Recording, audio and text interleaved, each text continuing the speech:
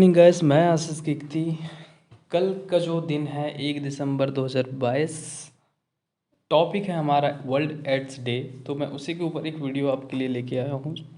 छोटी सी जानकारी है, देखिएगा और इसको समझने की कोशिश कीजिएगा। तो वर्ल्ड एड्स डे है कल 1 दिसंबर 2022 को, और हम इसे बहुतायत रूप से मनाते हैं पूरे भारत देश में।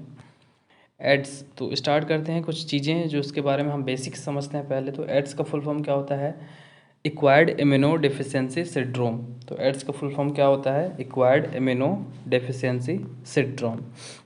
अब नेक्स्ट चीज़ देखते हैं कि ये किसके कारण होता है। तो ये होता है वायरस के कारण। किसके कारण? वायरस के कारण। क्या होता है वायरस के कारण? हमें वायरस HIV। कौन से वायरस? HIV वायरस के कारण हमें क्या होता है? एड्स हो जाता है, एक्वायर्ड इम्यूनो डिफिशियंसी सिंड्रोम। तो HIV का फुल फॉर्म क्या है यहाँ पर? Human immuno deficiency virus. Human immuno deficiency virus. ठीक।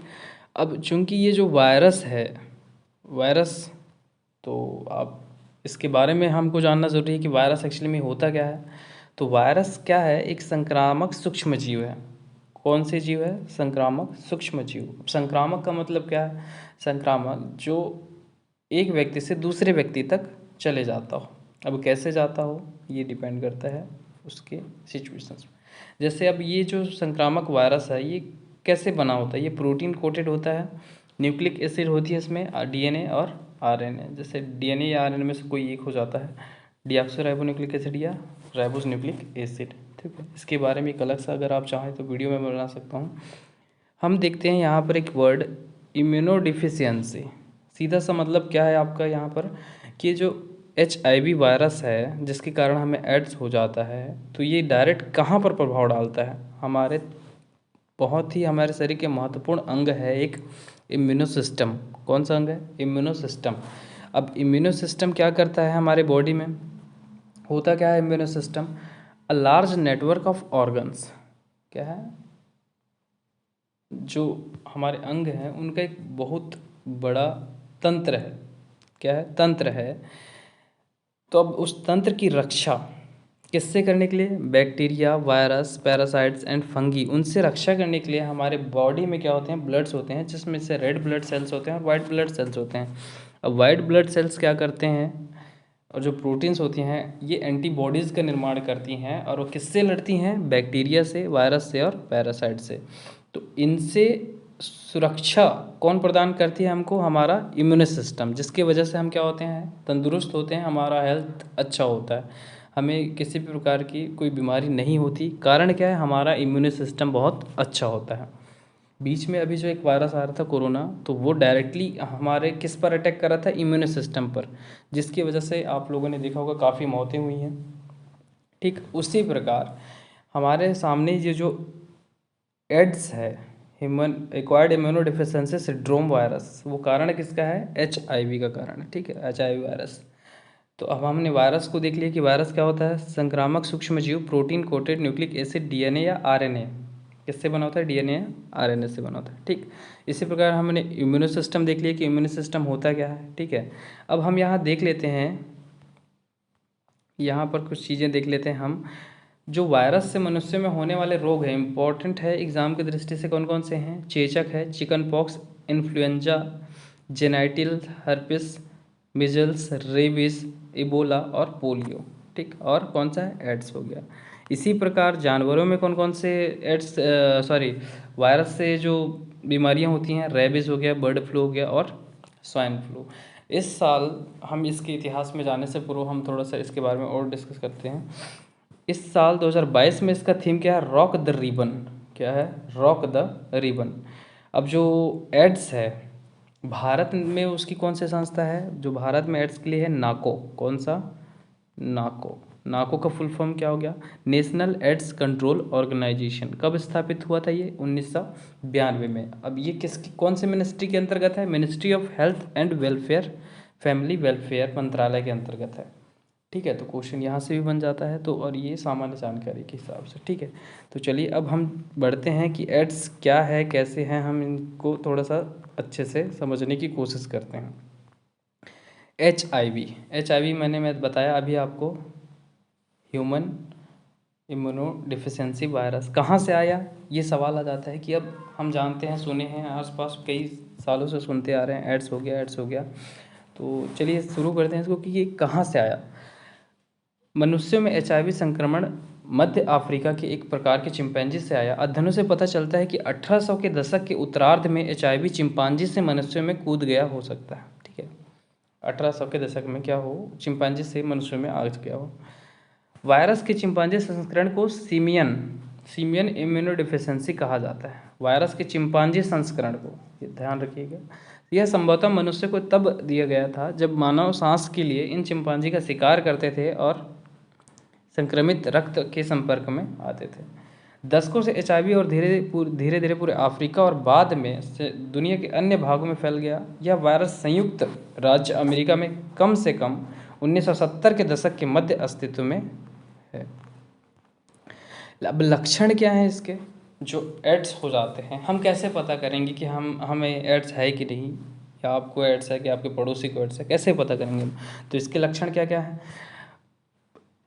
लक्षण है इसके, लोगों में संक्रमण 2 से 4 दिन सप्ताह में क्या हो जाता है, फ्लू जैसे लक्षण दिखाई देते हैं। कुछ हफ्तों तक रह सकते हैं ये फ्लू जैसे लक्षण। अकेले इन लक्षणों का होने का मतलब यह नहीं कि आपको एचआईवी है, अन्य बीमारियां समान लक्षण भी पैदा कर सकती हैं। ठीक है, तो ये इस प्रकार के जो लक्षण हैं जिनके थ्रू हम पता करते हैं। कुछ लोगों में बिल्कुल भी लक्षण नहीं होते। किसके? एड्स के। क्या नहीं होते? लक्षण बिल्कुल भी नहीं होते। यह जानने का एकमात्र तरीका है, आपको क्या करवाना है, एचआईवी टेस्ट। बिना जांच के आप अंदाज़ा नहीं लगा सकते। ठीक है, तो ये जो लक्षण हैं, फीवर हो गया, सोर थ्रोट हो गया, स्वैलम लैम्प्स हो गया, रैश हो गया, चिल्स हो गया, माउथ और अल्कर्स हो गया, नाइट स्वेयर्स हो गया, तो ये सारी लक्षणें होती हैं। मसल्स एक्ट हो गया, फैटिस हो गया, ये सारे क्या हैं, एड्स के लक्षण।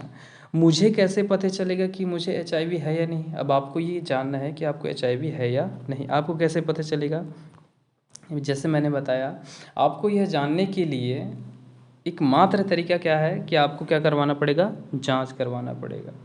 ठीक है, अपनी एचआईवी स्थिति जानने से आपको एचआईवी होने या फैलने से रोकने के लिए स्वस्थ निर्णय लेने में मदद मिलती है। अगर आप जितनी जल्दी हो सके जांच करवाएंगे, उतना ही आपके लिए ये फ़ायदेमंद होगा।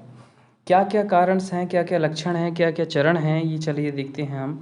जब एचआईवी वाले लोगों को उपचार नहीं मिलता तो वे आमतौर पर 3 चरणों में आगे बढ़ते हैं, लेकिन एचआईवी उपचार रोग की प्रगति धीमा या रोक सकता है।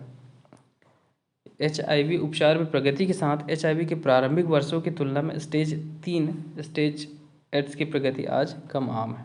ठीक, तो स्टेज फर्स्ट क्या है? स्टेज फर्स्ट में हम देखते हैं एक्यूट एचआईवी इन्फेक्शन। लोगों के रक्त में बड़ी मात्रा में एचआईवी होता है और वे बहुत संक्रामक होते हैं। एक्चुअली में जो एचआईवी है तो वायरस है भाई, वायरस जाहिर सी बात है कहाँ पर फैलेगा, ब्लड में। ब्लड के कारण ज़्यादा से ज़्यादा संक्रमित हो जाते हैं।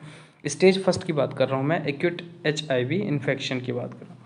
कई लोगों में फ्लू जैसे लक्षण भी दिखते हैं।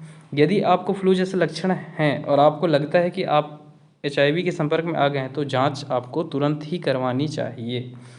नेक्स्ट स्टेज क्या है? Chronic HIV infection. Next stage क्या है? Chronic HIV infection. इस चरण को स्पर्शोन्मुख या एचआईवी संक्रमण या क्लिनिकल विलंबता भी कहा जाता है। इसका मतलब क्या है कि आपने फर्स्ट चरण को नज़रअंदाज किया है और आपको कौन सा स्टेज हो गया? Second stage. कौन सा? Chronic HIV infection. एचआईवी अभी भी सक्रिय है और शरीर में प्रजनन करना जारी रखता है। इस चरण के दौरान लोगों में कोई लक्षण नहीं हो सकता या वे बीमार हो सकते हैं लेकिन एचआईवी प्रसारित कर सकते हैं। बीमार हो सकते हैं लेकिन एचआईवी प्रसारित भी कर सकते हैं, मतलब आपके अंदर भी फैला सकते हैं। जो लोग निर्धारित एचआईवी उपचार लेते हैं वे कभी तीसरे चरण में नहीं जाते। इसका मतलब क्या है? इसका मतलब क्या है कि आपको जल्द से जल्द फर्स्ट स्टेज में ही जब आपको लक्षण इस प्रकार के दिखते हैं तो क्या करवाना चाहिए? आपको जांच करवानी चाहिए। एचआईवी उपचार के बिना यह अवस्था 1 दशक या उससे अधिक समय तक रह सकती है।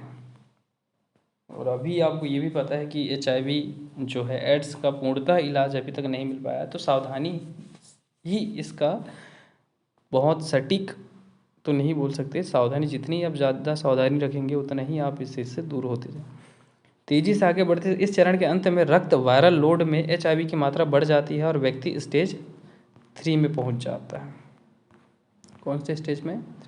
स्टेज 3 क्या है? Acquired immunodeficiency syndrome. अब स्टेज 3 को ही हम क्या बोलते हैं? एड्स बोलते हैं। कौन सा स्टेज को? थर्ड स्टेज को क्या बोलते हैं? Acquired immunodeficiency syndrome. अब ये थर्ड स्टेज में क्या हो सकते हैं? देखिए लक्षण। HIV संक्रमण का सबसे गंभीर चरण, संक्रमण का सबसे गंभीर चरण कौन सा चरण को बोलते हैं हम? थर्ड चरण को। एड्स वाले लोगों में उच्च वायरल लोड हो सकता है और आसानी से दूसरों को HIV प्रसारित कर सकते हैं। मतलब क्या है कि दूसरों को आसानी से ये HIV फैला सकते हैं। एड्स वाले लोगों ने प्रतिरक्षा प्रणाली की बुरी तरह क्षतिग्रस्त कर दिया गया है। अब मैंने ये बात पहले आपको इसलिए बताया कि जिस व्यक्ति को क्या हुआ है, एड्स हुआ है, उनकी प्रतिरक्षा प्रणाली मतलब इम्यूनो सिस्टम, और ये वही इम्यूनो सिस्टम है जो आपको बाहरी आघातों, और आघातों का मेरा मतलब क्या है कि वायरस हो गया, बैक्टीरिया हो गया, फंगस हो गया इत्यादि, जो आपके बॉडी में आपके बॉडी के सेल्स को या फिर आपके सेल्स को डैमेज कर रहे हैं, जो आपको बीमार कर रहे हैं, उन सब से सुरक्षा आपको कौन करता है? प्रतिरक्षा प्रणाली। अब जो HIV वायरस है वो क्या करता है कि आपके डायरेक्ट प्रतिरक्षा तंत्र को ही क्या करता है? बुरी तरीके से प्रभावित करता है, जिससे आपकी प्रतिरक्षा तंत्र क्या हो जाती है? नष्ट होने लगती है। और ये अगर नष्ट होने लगी तो इससे फिर आप क्या होते हैं? गंभीर बीमार पड़ जाते हैं। ठीक। HIV उपचार के बिना एड्स वाले लोग आमतौर पर लगभग 3 साल जीवित रह सकते हैं। तो सबसे बेहतरीन प्रिवेंशन देन क्योर बोलते हैं, तो वो क्या है कि आपको तुरंत से तुरंत क्या करवानी चाहिए? जांच करवानी चाहिए। अब जांच भी किस प्रकार की करानी है, कैसे करानी है, वे कैसे काम करते हैं, चलिए अब हम इनके बारे में जानते हैं कि किस किस प्रकार की जाँचें होती हैं HIV परीक्षण में। तो सबसे पहली जाँच जो है, HIV परीक्षण 3 प्रकार के होते हैं। एक तो एंटीबॉडी परीक्षण होता है, दूसरा एंटीजन परीक्षण बॉडी होता है, और तीसरा है न्यूक्लिक एसिड परीक्षण होता है। ठीक, न्यूक्लिक एसिड परीक्षण, जिसको हम नेट भी बोलते हैं। जब आप HIV जैसे वायरस के संपर्क में आते हैं तो आपकी प्रतिरक्षा प्रणाली द्वारा एंटीबॉडी का उत्पादन किया जाता है। किसके द्वारा? प्रतिरक्षा प्रणाली मतलब आपके इम्यूनो सिस्टम द्वारा क्या उत्पन्न किया जाता है? एंटीबॉडी, जो क्या करते हैं? विदेशी पदार्थ है जो आपकी प्रतिरक्षा प्रणाली को सक्रिय करने का कारण बनाती है। जब एंटीबॉडी एंटीजन जब आपकी बॉडी में बनेंगे तो बाहरी जो बैक्टीरिया फंगस आएंगे तो उनसे क्या करना? लड़ने में सक्षम होते हैं। ठीक है, तो ये हमारा जो प्रतिरक्षा प्रणाली है वो काम करता है इस तरीके से, ताकि वो हमारी बॉडी को सुरक्षा प्रदान कर सके बाहरी वायरस और जीवाणु बैक्टीरिया से। ठीक है। अब देखिए, यदि आपको HIV है तो एंटीबॉडी विकसित होने से पहले ही P24 नामक एंटीजन का उत्पादन होता है। HIV परीक्षण आमतौर पर रक्त या मौखिक तरल पदार्थ पर किया जाता है, उन्हें मूत्र पर भी किया जा सकता है। तो एंटीबॉडी परीक्षण देखते हैं। ये देखिए, इस प्रकार से क्या होता है, आपका जो डिवाइस होता है वो एंटीबॉडी परीक्षण करता है, HIV टेस्ट। ठीक है, एक टेस्ट एंटीबॉडी परीक्षण आपके रक्त या मौखिक तरल पदार्थ में HIV के लिए एंटीबॉडी की तलाश करता है। एंटीजन परीक्षण, दूसरा परीक्षण कौन सा है? एंटीजन परीक्षण। ठीक है, दूसरा परीक्षण देखिए एंटीजन परीक्षण को, तो इस तरीके से कुछ एंटीजन परीक्षण किया जाता है। एक एंटीजन परीक्षण एंटीबॉडी और एंटीजन दोनों की तलाश करता है। एंटीजन परीक्षण क्या करता है? एंटीबॉडी और एंटीजन दोनों की तलाश करता है। एग्ज़ाम की दृष्टि से भी ये बहुत इंपॉर्टेंट है गैस, तो ध्यान रखिएगा। एंटीजन एंटीबॉडी परीक्षण प्रयोगशाला में किए जाने वाले परीक्षणों के अनुशंसित और संयुक्त राज्य अमेरिका में आम है। इस लैब टेस्ट में एक नस से खून निकालना शामिल है। इसका मतलब क्या है? आपको दिख भी रहा होगा कि ये क्या कर रहे हैं? नस से, वेन से खून निकाल रहे हैं, जिससे ये क्या टेस्ट करेंगे? एंटीबॉडी और एंटीजन दोनों टेस्ट करते हैं। ठीक है, और ये कहाँ पर आमतौर पर ये कहाँ पर ज़्यादातर किया जाता है? ये अमेरिका में ज़्यादातर किया जाता है। उसके बाद है आपका एक रैपिड एंटीजन एंटीबॉडी टेस्ट भी उपलब्ध है। कौन सा? रैपिड, जिसको RTCR या ऐसा कुछ नाम है, एग्जैक्टली मुझे याद नहीं आ रहा है। तो रैपिड एंटीजन एंटीबॉडी टेस्ट भी, जो कोरोना के टाइम में भी आप लोगों ने बहुत ही करवाया है। ठीक है, तो उसके द्वारा भी अपन क्या कर सकते हैं? HIV परीक्षण कर सकते हैं। और किसके द्वारा हम अपनी HIV टेस्ट करा सकते हैं? Nucleic acid test, nucleic acid test, NAT, nucleic acid test. तो यहाँ पर आपको कुछ पहले जैसे ही इमेज दिख रही होगी, इसमें क्या दिखा रहा है?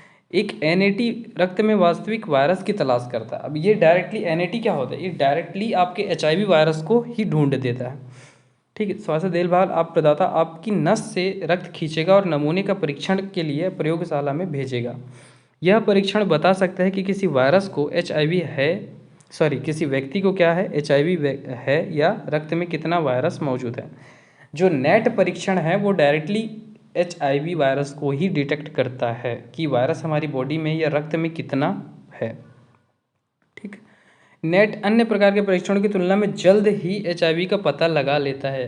तो नेट क्या करता है, जो हमारे एंटीजन एंटीबॉडी परीक्षण है उनकी तुलना में क्या करता है, जल्द ही HIV वायरस का हमारे शरीर में क्या कर लेता है, पता लगा लेता है। इस परीक्षण को उन लोगों के लिए माना जाना चाहिए जिनके पास हाल ही में एक्सपोजर या संभावित एक्सपोजर हुआ है HIV की शुरुआत लक्षण, और जिन्हें एंटीबॉडी या एंटीजन एंटीबॉडी परीक्षण के साथ नकारात्मक परीक्षण किया है।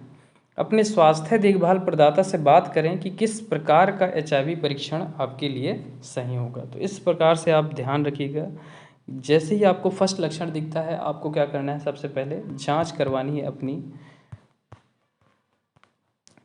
तो ये कुछ वायरस हैं, बैक्टीरियोफेजेस हैं, जो जिनकी आकृति आप देख सकते हैं यहाँ पर, किस प्रकार के वायरस होते हैं, उन पर क्या न्यूक्लिक एसिड क्या होता है। जैसे यहाँ पर DNA है, RNA है, बैक्टीरियोफेज, टोबैको मोज़ेक वायरस जिससे कैंसर होता है, एंडिनो वायरस, इन्फ्लुएंजा वायरस। तो ये सारी चीज़ें क्या है, वायरस हैं जिससे हमें क्या होती हैं, संक्रामक बीमारियाँ हो जाती हैं।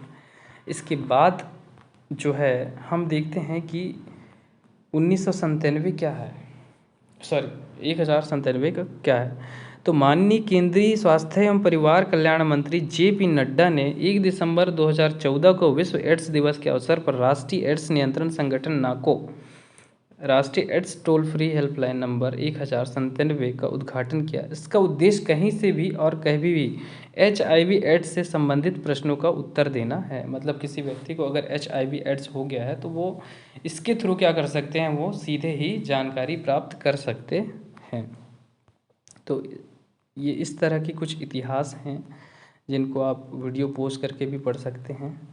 ठीक। तो आज का मेरा वीडियो बस इतना ही। उम्मीद करता हूँ कि आपको ये वीडियो पसंद आया होगा। अगर पसंद आया होगा तो चैनल को लाइक कीजिए, सब्सक्राइब कीजिए और चैनल से जुड़े रहें। आपसे उम्मीद है कि आप वीडियो देखते रहें। तो कल है 1 दिसंबर 2022 विश्व एड्स दिवस। तो विश्व एड्स दिवस का थीम क्या है, रॉक ऑन रिबन। क्या है थीम, रॉक द रिबन। ठीक है, ये बड़ा इम्पोर्टेंट चीज़ है हमारे लिए, इसको याद रखिएगा, रॉक द रिबन। तो इस प्रकार से हम एड्स दिवस, और गवर्नमेंट हमारे लिए बहुत सारी योजनाएं निकालती है, कार्यक्रम होता है, एड्स जागरूकता अभियान चलाए जाते हैं ताकि हम क्या करें, जल्द से जल्द एड्स के प्रति अपने भारत को मुक्त कराएं। जिनको भी आपके आसपास या फिर किसी को ऐसी इस प्रकार की कोई लक्षण होती है तो आप उन्हें तुरंत जांच के लिए सलाह दें। ठीक। उम्मीद करता हूँ, धन्यवाद। आपका दिन शुभ हो और मेरा भी